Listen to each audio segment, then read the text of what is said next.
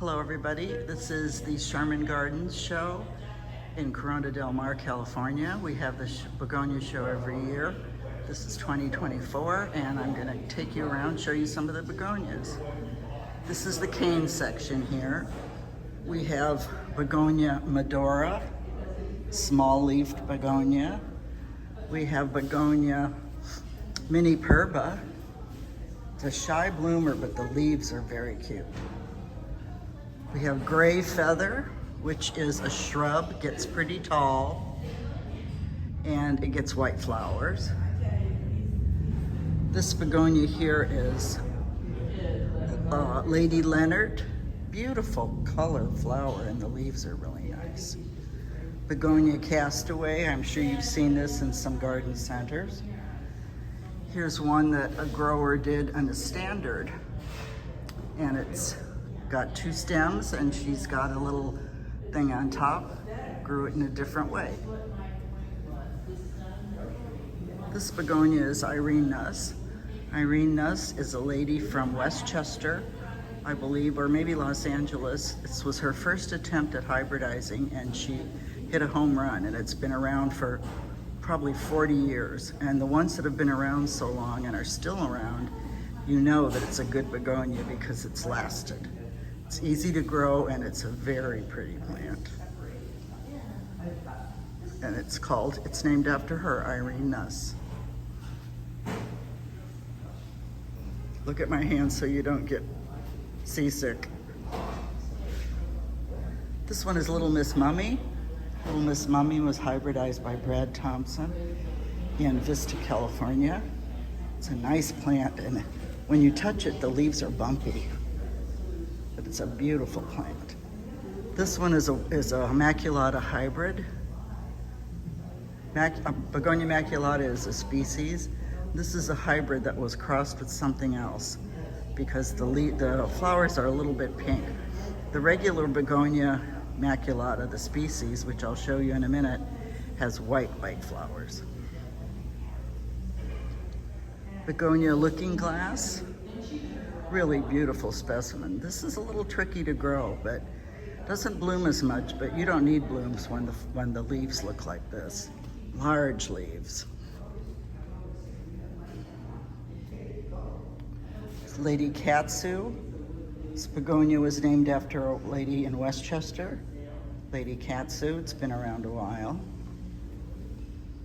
Champagne Girls. This was hybridized by Charles Meyer in Long Beach.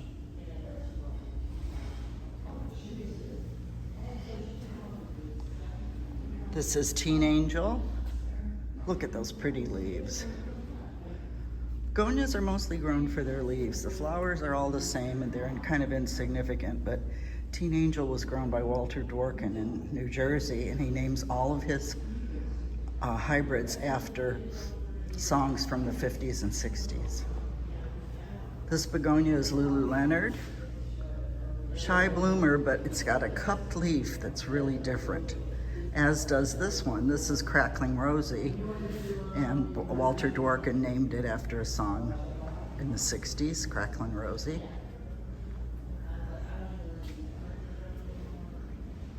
This is Tom Ment. This is a peach-colored flower. This is Sierra Gentle Rain. This was hybridized by a woman up in Sacramento, I believe. It's a unique leaf. This is Juanita's Jewel. Really pretty. Look at the flower head on that. It's just gorgeous. This is Margaret Heppel. This is my plant. And I love this plant for the leaves. Look at how pointy and spotty. This is also my plant. This is Pink Taffeta. And I brought it because I like the dark leaves. It hasn't bloomed yet for me, so I don't know. I'm assuming the flowers are pink. But this one here is Fremantle. This is from Australia. It's an orange one. There aren't too many orange begonias. They're a little rare. Here's also an orange one, Hawaiian Sunset. That's mine also. And this is mine too. This is Comte de Lesseps. I love these pointy leaves. This is a shrub begonia, and I don't know the name of it. And when I had a garden tour at my house, I had the curator of the Fort Worth Botanic Garden there, and he could not name it for me.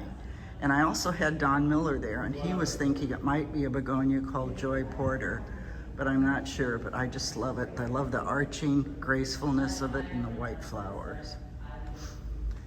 This one maybe a lot of people have seen, Iron Cross, Masoniana.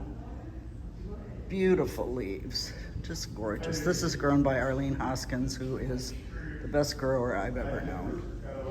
As is this one. This is her plant also. This is Ruby Slippers. Isn't that beautiful? Here's another one by Mike Moody. This is Fedor. I believe it comes from Australia. Here's a hybrid seedling from Norton Nakanishi. He grows a lot of Rexes and tries to find different unique ones. This is another one of his. Look at the size of that leaf. Just beautiful. And the stems. Here's another one of Norm's. Just gorgeous. See, you don't need flowers when you have leaves like that. This one is just, oh my God, it's just the purple around the edges of the plant is just beautiful.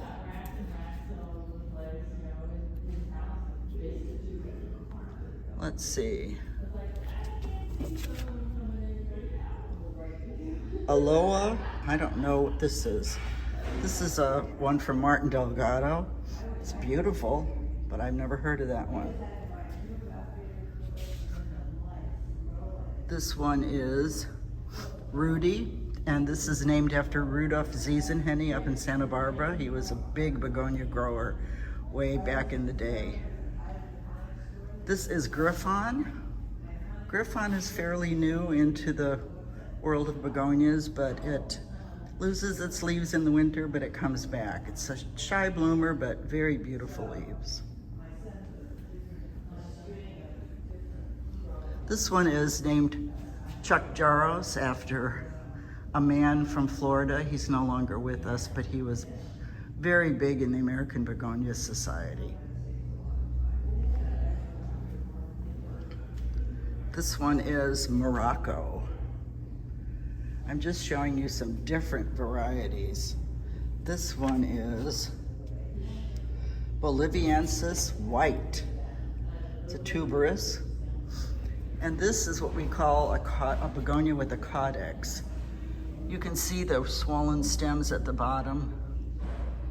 This is Dragii, and it loses most of its leaves in the winter, but I've thrown them away thinking they were dead, but they come back.